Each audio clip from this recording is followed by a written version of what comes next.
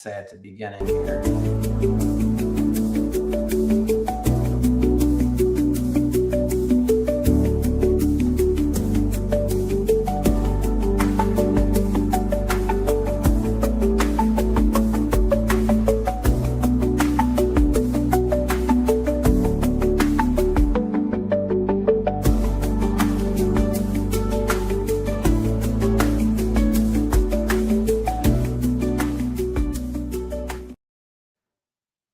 And good afternoon. This is Hugh Mackin with Catholic365.com Live. And I am just delighted to be joined by Steve Thomas. He is the author of Catholic Joe Superhero. And you'll be hearing more about that book and about the subject matter, which centers really around living the Catholic life 365 days of the year, which is what Catholic 365 is all about. You can learn more about Catholic 365 at Catholic365.com. And Steve, I just want to get right into it. Thank you so much for your willingness to join us. Happy to. Great to be here. Thank you, Hugh. Yes, thank you. So just to get started, what sparked the idea for Catholic Joe, the whole concept of it originally, and when did you realize the story would center on marriage and the issue of divorce, which is kind of a key storyline for this book? Yeah, so the real reason there's a number of reasons, right? So I would say one of the main reasons was, as a Catholic man, I felt like I was always on my heels, and I felt like as men we were constantly playing defense. I was tired. I was just tired of getting like beat up, in the media, and I just, I thought, we need to create a character that can kind of like hold his own, take care of business, and also promote the Catholic faith. And so, that's one of the reasons. The other reason was therapy, right? It's actually good therapy to be able to create a situation and where the good guy wins, and again, where I can tell the bishops what to do. And anyway, it was a really fun book to write, and I just, again, I wrote it for Catholic men, but it was shocking because Catholic women love it too, and I for the life of me I couldn't understand why, and really it was after interviewing a few where they said they love to see the beauty of masculinity, of real masculinity. So that was kind of the real reason really was just to bolster men, to kind of ignite them. And I don't know, you've read part of it, so I don't know, does it ignite you, Hugh?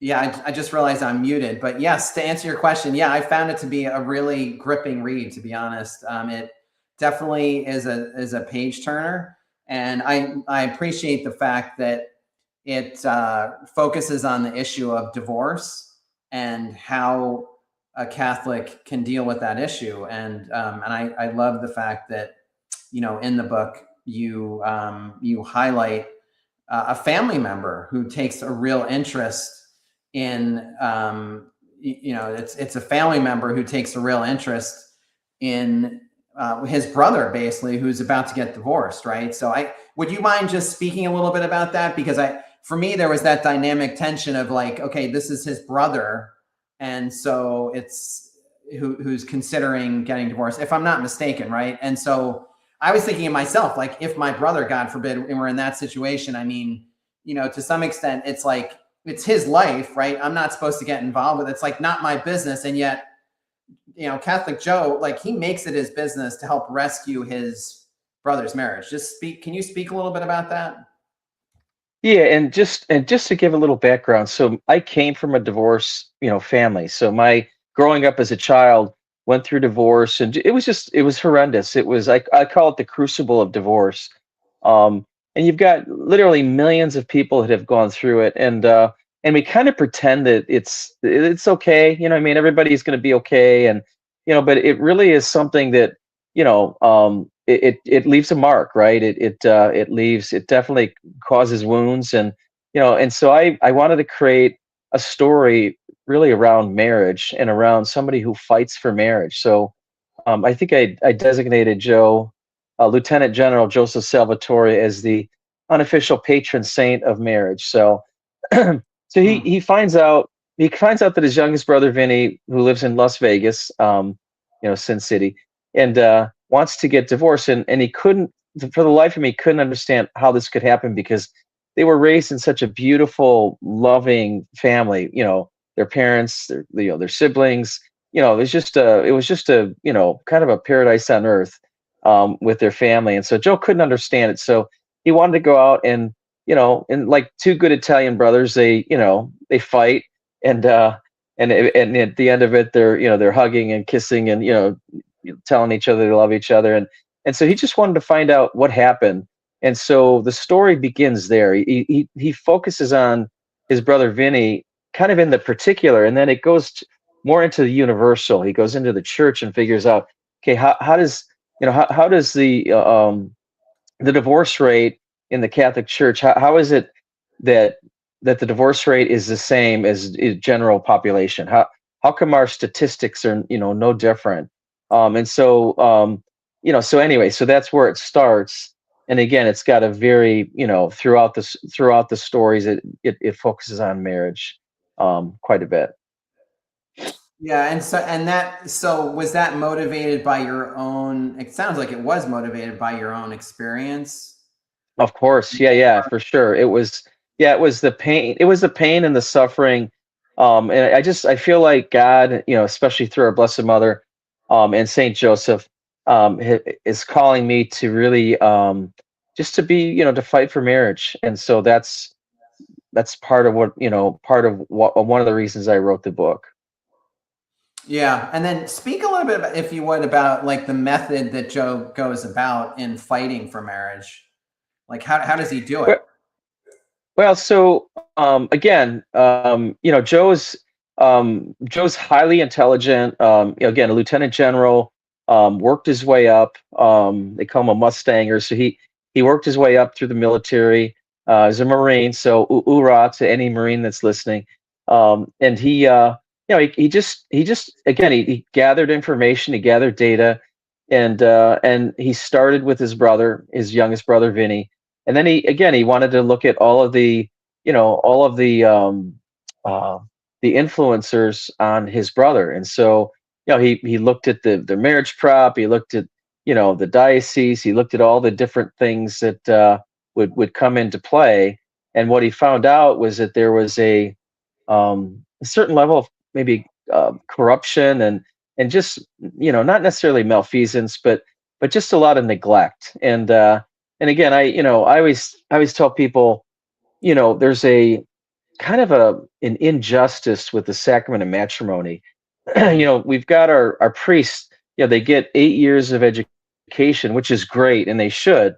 We love our priests, right? We love our priests, especially ones that are faithful. And for marriage, we maybe get a pamphlet on the church's teaching on natural family planning, or so that there's a real discrepancy there. So I try to point that out in the story. And again, I try to weave in the church's teaching in a way that would be compelling, and more beautiful, and not preachy. I don't want to do the Kendrick brothers on the story itself, but just you want to try to create something that will draw people in, and draw people into the beauty of what the church teaches.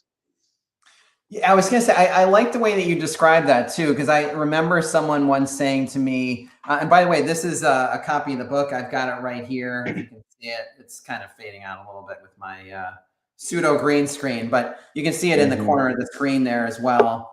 And if you've got questions for Steve Thomas, who's the author of Catholic Joe Superhero, definitely please feel free to leave them in the comments, either now if you're watching this live, or later when we post this later.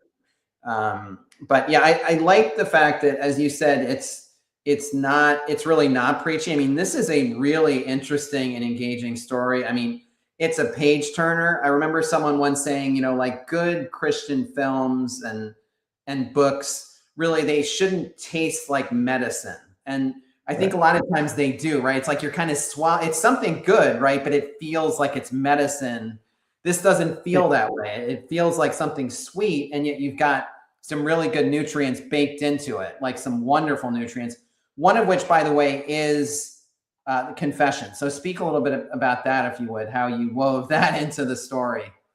So yeah, so actually Joe and a good priest friend of his, they kind of cabal together and they're able to get Joe's brother Vinny to go in and to make a good confession. And yeah, that again, when I originally thought about writing the book, I wanted every chapter to start with Joe in the confessional. So I wanted to try to weave in some humor, um, with that. And but I got yeah I got a little bit I went in different directions, and I didn't go down that direction. But I definitely, again, things like confession are kind of solidly portrayed in the book. And I don't know if I told you, so we're also looking at making it into a series, so a movie series. There's a movie producer, well known, who is looking at doing it. So yeah, Uh, even when yeah. even when I wrote the book, I wrote it really as if it were a movie, and again, more of a series, something that's ongoing. Even like the camera angles, the music, that was going on, um, you know, all that stuff was like in my head as it kind of like playing out as I was writing it and stuff. But yeah, so things like confession, very important, and Mhm. again, want to convey it in a way that makes it attractive and not something that's, like you said, medicine. Yeah, makes sense. So I'm curious, what misconceptions about divorce did you want to challenge through the story, Steve? Well, maybe not necessarily misconception, but just really just show that it it is kind of, it's like the 800-pound gorilla in the room, or the elephant in the room, that everybody just kind of like pretends that it's okay, you know what I mean? And again, we all know people who have gone through divorce, and some of us may have gone through divorce, or and the thing is, it's a truly unfortunate and painful thing. It's a painful process, especially for the children. A lot of times we kind of tell ourselves that, well, it's for the good of the kids, or it's for the but the thing is, it's never a good thing. And so, but sometimes it's necessary. Sometimes a spouse might be violent, or they're just recalcitrant. They don't want to change, and it's something that will bring destruction to the family. you know there are certain situations that probably warrant it. But I just wanted to show that, you know just because everybody's comfortable with it doesn't make it right. And also, to show that it's something that, again, even though we pretend that it's okay, it's a part of our culture. It's not okay, and it's something that's worth fighting for. And that's what I wanted to kind of convey, that it's definitely one of those things that are worth fighting for. Yeah, no, that's great, and that definitely comes across in the story. So, I mean, what role do you think that the Catholic Church could be playing in the modern struggle to preserve marriages that where maybe it's not doing as much? I mean, do you think there's more that the church could be Yeah. doing?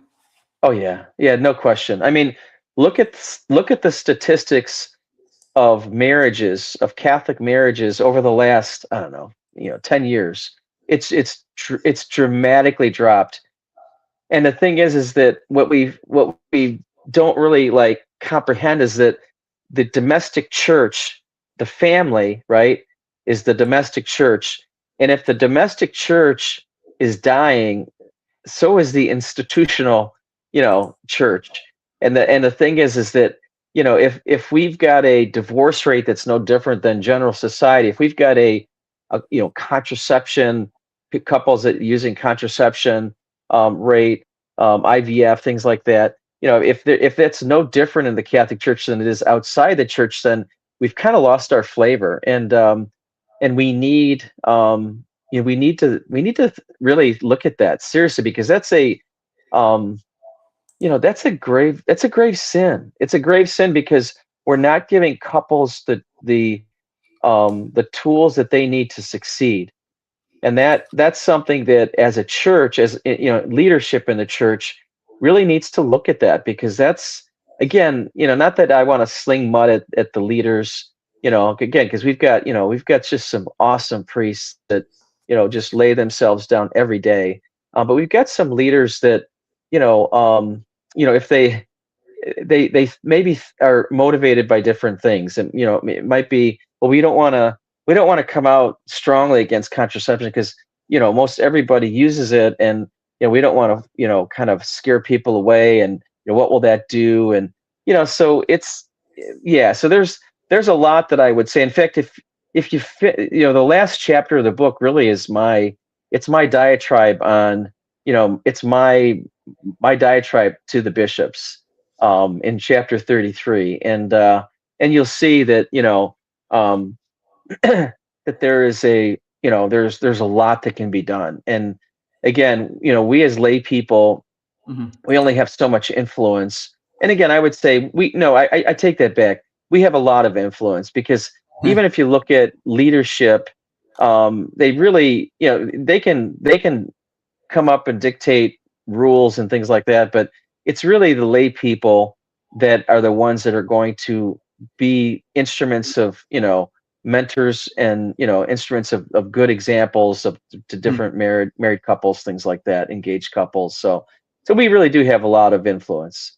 Amen to that. So thank you so Yeah, much for saying that too. I think that's so yeah, true, and not just saying it, but I think it's really extremely well illustrated in this book. Which yeah. again, we're interviewing the author of the book. It's Catholic Joe Superhero by Steve Thomas. There you um, go. and yeah, definitely. I mean, please do buy it. I had the link up there before. So CatholicJoeSuperhero.com. You can get it there. I think you can get it on Amazon as well, right? Or I mean, No, we don't want to support I Amazon. purposely choose not to go to. I try not to go to Yeah, Amazon, but yeah. So this go to CatholicJoeSuperhero.com. Steve, you mentioned the topic of contraception. That did feature pretty prominently in the book. I'm glad it did, and you mentioned also the topic of like the divorce rate. And what strikes me as interesting, I think it was Father Mike. I've been listening to the Catechism of a Year of Father Mike, which highly recommend. Awesome. Kudos to Father Mike. He's just amazing. And one of the things he highlighted was the low incidence of divorce, not surprisingly, among couples that are doing natural family planning, which is, by the way, like very, very effective in terms of preventing pregnancies in a very, very natural way. So I think it's like over 95% effective, something like that.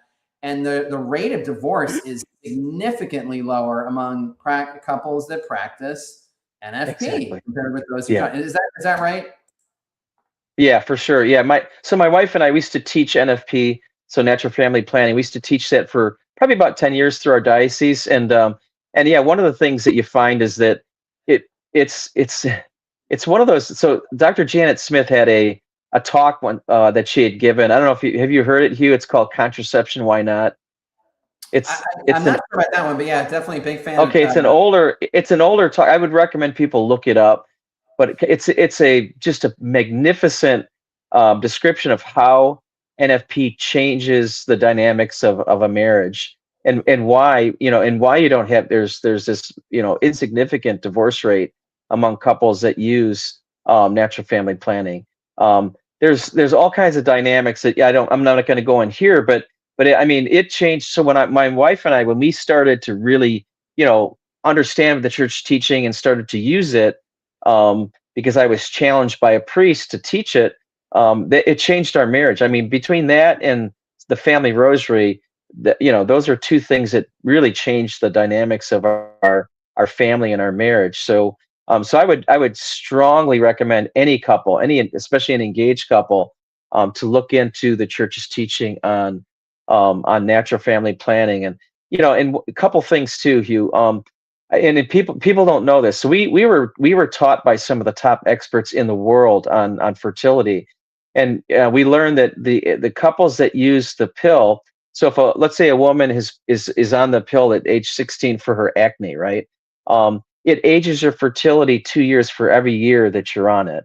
So a Wow. lot of people don't realize that for every year that you take the pill, it ages your fertility 2 years. So if you get to be, in your 30s, your fertility is much older. And and people, and again, the pharmaceutical companies are not going to tell you that. In fact, the person they hired to research this, who we were taught by, Dr. Eric Odeblad, I think he's probably since passed away because he was ancient back then. When he found out how harmful these contraceptives were to women's health, they basically just they thanked him, and they put all of his research in a vault somewhere and locked it up. So yeah, one of the best kept secrets in the Catholic Church. Yes, yeah, and I appreciate how you handled the topic as well in the book. Is basically in that way that really is very compassionate. I mean, Yeah, in the sense of, okay, like, people are trying to do the right thing. The church, I think, in her wisdom, like, understands the dangers of contraception, that it really can put a wedge in a marriage. And I think you kind of see that in the book, yeah. illustrated really well. So Hmm. kudos to you for that. So talk to me, if you would, just before we wrap up here. I know we're kind of getting close to the end of our discussion, although I hope we can have another, have a follow-up discussion. So Sure. our mutual friend, John McGuire. So how was he involved with this? I mean, he is quite an amazing person, and thank you, John McGuire, for helping to set this up. By the way, so John, what was John's role in this? So John is a partial. He's so the main character was partially not. John would have you believe that it was like 99% on him, but there's a sliver of John. There's a sliver of Lieutenant General Michael Flynn. There's Okay, all these different characters. But yeah, John, and John, I would read to him a chapter. Be a Friday night. I'd call him, and if I got a chapter done, I'd read it to him, and he'd give feedback. And so it's just good. John's been great. He's just again, he's got they used to call him the bully buster, so I borrowed that for the book, as one of the titles or nicknames for Catholic Joe. But yeah, so yes, John is a big promoter of the book. Yeah. he really is, and he is such, and I can attest to that. Steve, like, here in Ave Maria, Florida, he has been promoting that book like no Yeah. tomorrow, and really is a big fan of it. I think John sees the value of it. This is a tool that really can. So it's not just like an entertaining book, which it is. It's actually really entertaining. Yeah. To me, it's great for people in the military. I was amazed, which was like, as I was reading this, I was like, okay, yeah, they definitely had people in the military who were who were kind of advising you on, like, or maybe you knew the terminology, because there was kind of like insider military terminology that was used in. Yeah. Yeah. There was, and actually, I got my clock cleaned by I think it was a colonel or somebody that I made the mistake of having somebody call a Marine soldier, and that's a no-no. Okay, And also, there's no such thing as a former Marine. You know what I mean? You're always a Marine, even right, even right. even beyond death. It's yeah. So yeah, I learned a lot from John, from some of his friends. There's, in fact, I think the highest ranking member of the military that's read this is a 4-star general. I think General McConville. I know a copy was given to him by his brother, who I'm friends with, and so Okay. we'll see what comes from that. So let me ask you. So, like, so John was telling me you guys would really like to get this book into prisons. So I mean, the people we're speaking to here, a lot of them are Catholics. obviously, I mean, it's Christmas season. This is a great time to, buy Yeah. gifts for people, not just for yourself, buy gifts for others. But what about the prisons? Like, what was the thought there in terms of giving Yeah, this? yeah. So, and so there's some deacons here that do prison ministry, and I didn't know it, but they had bought some books for me, and they had handed them out to some prisoners, and I'd gotten a letter from a prisoner. It was this deacon handed it to me, and it just said, dear Steve, you don't know me, but I just want you to know I read your book, and it pierced me to the heart. He said, I goes, I feel like there's a fire in my heart for the Lord. He goes, I say the Angelus every day now at 6:12 and 6. So you got a prisoner, saying the Angelus. And he said he said it changed his life. And one of the things he said that my wife didn't like, he goes, I can't wait until I get out. I would love to come and meet you. And my wife's like, he's not going to come to our house, is he? I said, yeah, don't worry about it. Um, but to think that you could be a part of somebody kind of just, really getting to know our Lord, or getting closer to our Lord, to me, it's like giving birth, right? It's so powerful and so beautiful to think that God could use us to be a part of that. So I'm just grateful for, I get feedback from people all the time. And yeah, prisoners, again, there, there's a lot of prison scenes in the book itself. So I think True. that's part of the reason, right? Yeah, So that's true. Yeah, and again, I mean, what I love about this book is it's very believable. There's a lot of like, I mean, this is definitely not a choir boy type of book. I mean, in the sense of nice scenes about nice. no, the if in fact so a top one of the top book reviewers, he reviewed like 400 books. Because I was really eager to see what he's going to say about it, and he goes, in his review, he goes, "This is like a Catholic Jack Reacher or Jason Bourne." I was like, yes. I'm like, Yeah, no, that's what, that's exactly right. yeah, yeah. So it's got some moxie, and there's some f bombs in there that are blotted out. That I try to make it authentic without being offensive to people, because again, it's a part of our lives, unfortunately, right? We don't necessarily care like that, but the thing is, you want to make it authentic. You want to really Correct. show sin so you can show redemption, because that's the thing that everybody needs to hear or see, is that there's hope for all of us. There's redemption for all of us. And no matter how hardened the sinner or how bad the sin, you want to make sure you convey to people that there's always, always, always hope. And that's hopefully what comes out of the book as well. No, for sure. It's definitely what Yeah. I get. I mean, and to me, what a Christmas gift, really, like that idea of hope, right? And it's like the silver lining, like the story ends like on a really positive and hopeful note. Because really they're brought back together by the grace of God. And so it's And just don't bury yeah, we don't want to give too much away. Yeah. no spoilers, right? But I mean, and I you Spoiler know, alert. Yeah, there you go. exactly. Yeah, spoiler alert is right. But I mean, let's just say that there's a lot of healing that takes place that really comes about by the grace of God, and so there it's it is very, very hopeful, like you said. So if you're watching, I mean, again, please do feel free to leave comments. So Steve, I'll probably share this with you later. As I said, we'll have people watching this afterwards as well, because we'll post it later. Feel free to ask questions. If you are interested in buying it, again, not just for yourself, but do you know someone whose marriage is struggling? This is a great book to give them.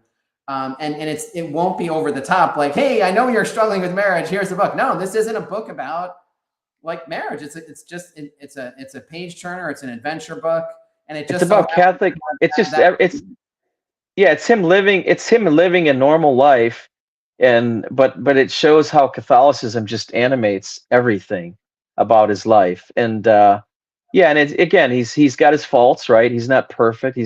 He struggles with PTSD and painkillers and whatnot, but he's not yeah, perfect. He's he smokes cigars, he drinks bourbon.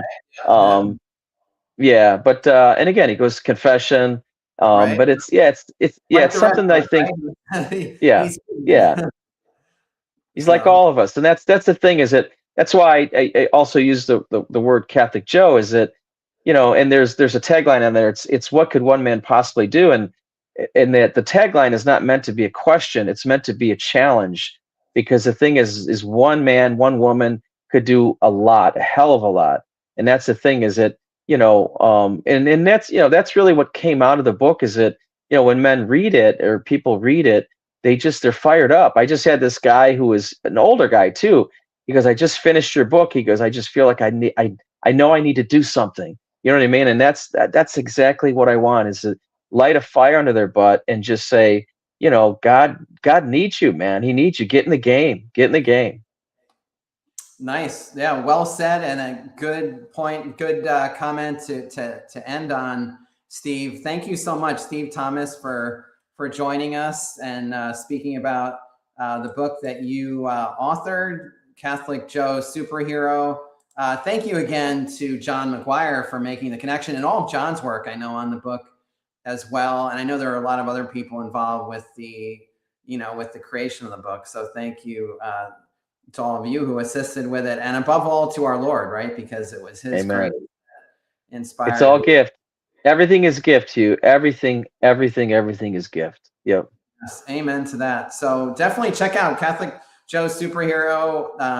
Purchase it online. Buy multiple copies, right? There's no reason to just buy one Hey, copy. give the gift of faith. Give the gift of faith, because that's what it'll do. My sister was away from the church. She's very liberal, and she read it and she was in tears. She goes, I didn't realize how beautiful and rich our faith was, and she came back to church.